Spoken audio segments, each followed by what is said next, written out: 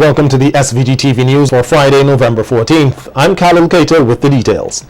DIPCON Engineering, the company responsible for the rehabilitation of the South Leeward Highway, will halt work on the project for a Christmas break from December 19th to January 5th. Speaking to SVG-TV News earlier today, Community Liaison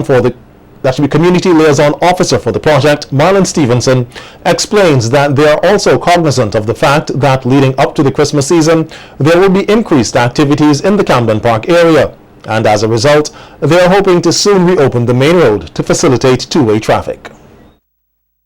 We know that there's going to be some serious business activity on the road going down to the Camden Park area, and because of the Stevenson container port, the Stevenson is Port Authority, the second port, the Camden Park port, is located in that area. And we are hoping that we would reopen this road to two-way traffic well before that date.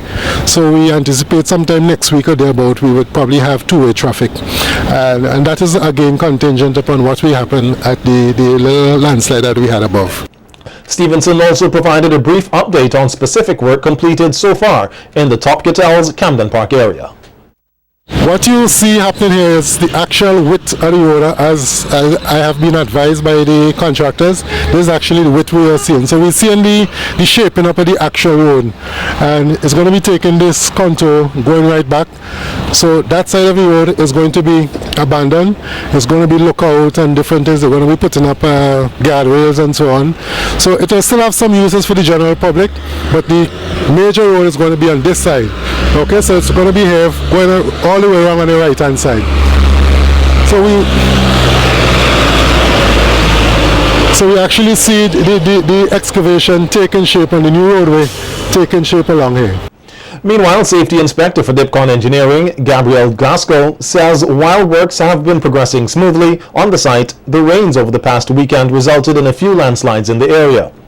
Glasgow is, however, reminding persons that they must exercise caution when approaching the Top Gittel's area, where excavation works are being carried out. With caution, especially at nights, because persons, once the sign ladies is not there, they would come up, and just to avoid collision, accidents, or any congestion of traffic, just drive carefully and just adhere to the signs and the regulations. Another thing, I would like them to exercise some patience while in traffic, so that we can do our job and they can, they can get to work on time. Once we cooperation is actually key right now for us.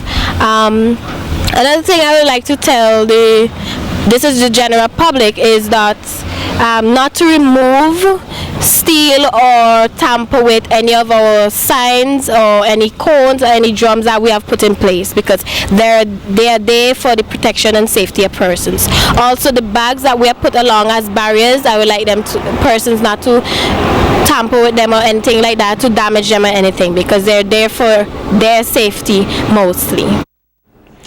Contractors will be mobilized next week to start construction on the KAHLIL Bridge. Prime Minister Dr. Gonsalves made that announcement at the opening of the Basin Hole Bridge on Wednesday. Dr. Gonsalves noted that before they demolish the KAHLIL Bridge, some strengthening will be done to the bypass road. It's going to take us 8 months to build that bridge. It's going to be higher, it's going to be longer, and it's going to be wider than the bridge which was there before. We're doing it bigger and better, just like how we do this one. You hear me? And then we have some river defenses, because it doesn't make sense you have bridges and the like and you don't have river defenses. By the way, at KAHLIL we put in river defenses upstream and downstream. He added that there's also more work planned for the North Windward area in the coming months. You know, at Cairo Point, there is what you call a ford, where you drive over like on the road itself, specially designed. We have to rehabilitate that, and we're going to put some Gabian river defenses. I have the money for KAHLIL, and I got the money for Carroll Point. Up in Fancy, I have Gabion River Defenses for that. I got the money for that. Don't allow another man come spend that money. A former secretary of the opposition leader, Arnim Eustace, Rishatha Nichols, is taking legal action against her former boss for alleged defamatory statements made against her on radio.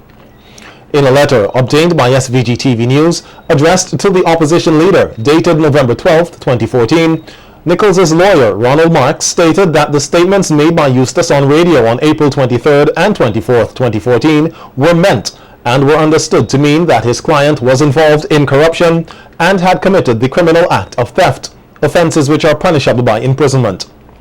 As a result, Nichols, through her lawyer, is demanding a public apology on the radio program where the comments were made, along with apologies in an issue of all 3 local newspapers. Eustace is also being asked to fully retract the statements and publicly admit that they were untrue, give a written undertaking that he will not publish any false and malicious statements against Nichols, and also pay compensation in an amount to be agreed upon. A 3-day training workshop for government officials and persons in the private sector here on the use of the World Trade Organization's Reference Center has been deemed a success. Speaking at the closing ceremony of the workshop, representative of the WTO, Janet Chakarian Renous, says that now the training has been completed, it is up to citizens to take advantage of the opportunity to become more knowledgeable about the work of the WTO. WTO Reference Center here at the Ministry. As we've spent the past 2.5 days with my colleague Mr. Serafino, we've launched the opening of the reference center. We've provided some training. Mr. Marchese has provided some training on what the reference center can be used, all the information in the publications, and we certainly hope that this will be seen as a very as a place where all people can find any information that they would want on the WTO, because that is really the purpose of establishing the reference center. Chakarian Renous stated that it is very important for a country such as SVG to have the continuous presence of the WTO to help develop trade relations. She further added that it is her organization's hope that its presence here can reaffirm the strengthening of the ties between the organization and SVG. I think it's very important for small economies like St. Vincent to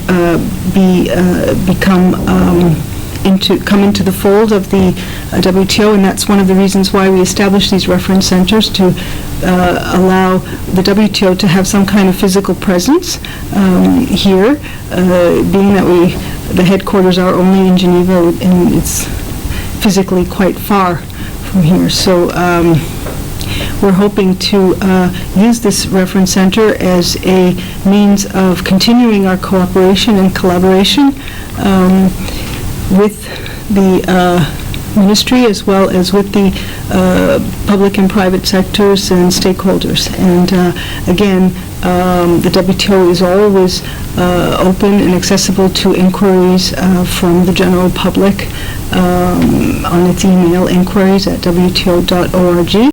Meanwhile, Director of Trade in the Ministry of Foreign Affairs, Cuthbert says that trade has a very bright future in SVG. Knight says now that the reference center is available to the Vincentian public, persons will have more access to information that they can use to their advantage, especially in relation to trade. He also noted that the training workshop was a success with a high level of participation from the public sector. I want to again reiterate that this reference center is open to the entire public. But we will be hoping that there are specific groups that can use the center on a very regular basis. The reference center is meant to provide easy access to information, as was pointed out. information to students who may wish to do research work, information to teachers, heads of schools, colleges who may wish to design their courses for delivery to students. It is also designed to be accessed by business people, private sector, the business community in general, who may wish to access information on tariff, persons who are involved in import, exports, etc.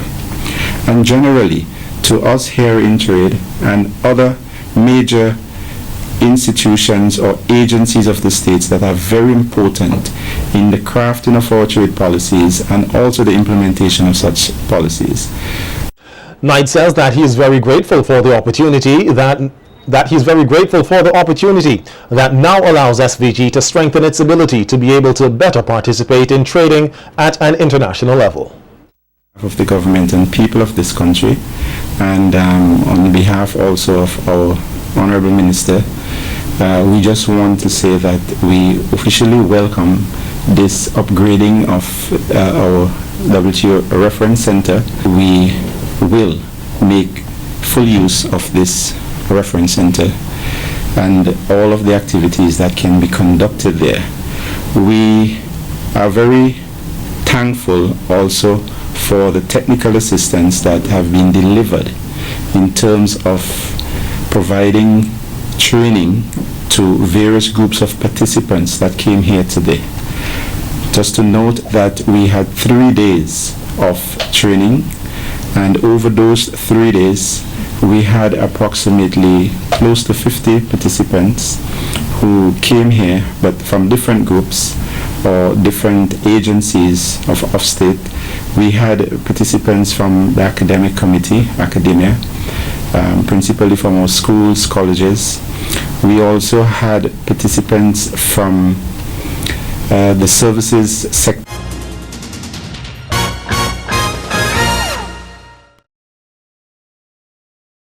As the world commemorates Diabetes Day, Vincentians are being urged to practice healthy lifestyles in order not to contract this non-communicable disease.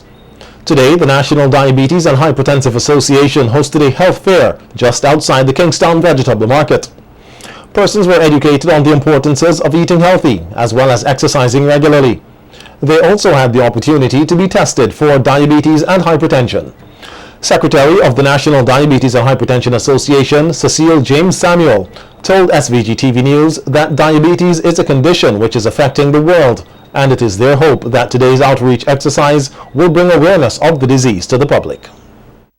Several factors that contribute to one developing diabetes. As today is the focus for diabetes, we have to look at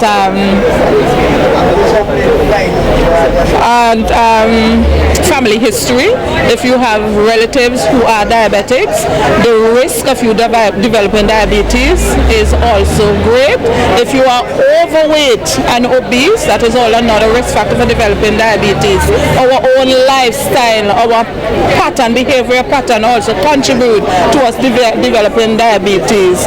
Also the environment and our whole physical mechanism, our makeup in terms of our biological also play a role also in development of diabetes. But there are things we can do, put into place to prevent us from becoming diabetic, even if we would have family members who are diabetic. It all comes back to our whole lifestyle, our practices in terms of diet and exercise. James Samuel says persons with or without diabetes should always test their blood sugar level. Once a month could be a good thing for those who are non-diabetic. If it's not once a month, as often as you can once every 3 months. For those who are diagnosed, those who are poorly controlled, we try to see them more regular, and those who are controlled, we see them once every 3 months. Healthy living is the way to go. We are trying to push healthy lifestyle, healthy living in terms of looking at what you eat, how much you eat, engaging in regular physical activity, having a well-balanced diet, is using a lot of fruit and vegetables. We tend most of the time to use the foods that are imported, which is not so good for us. We try to encourage our people, Vincentians on a whole, to use foods that are high in fiber, those that are unrefined, like our brown provision, that we all is available. The more of that you eat is better for us. Meanwhile, the diabetic patient Erica Tannis says she has been suffering from diabetes for over 19 years and has learned how to control her eating habits and to live healthier. Advice I have for persons is that they must try to eat what they are told to be eaten, and exercise. That is the most important thing. Basic foot care was also provided to persons who attended today's health fair. Healthcare provider Gwenette Dennie says the majority of diabetes and hypertension patients lose sensation in their feet at some point in time. Dennie says this is why foot care is important.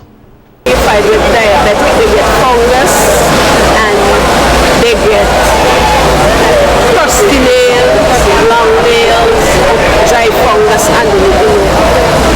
Now, this gentleman, he had a nail that was giving him problems with this nail, and he was having problem on this side of the he's not a diabetic, he's not a hypertensive person, but he have a problem with his toe nail. He had fungus. He was thinking all the time that he have a nail there, but it wasn't a nail because the dead fungus already.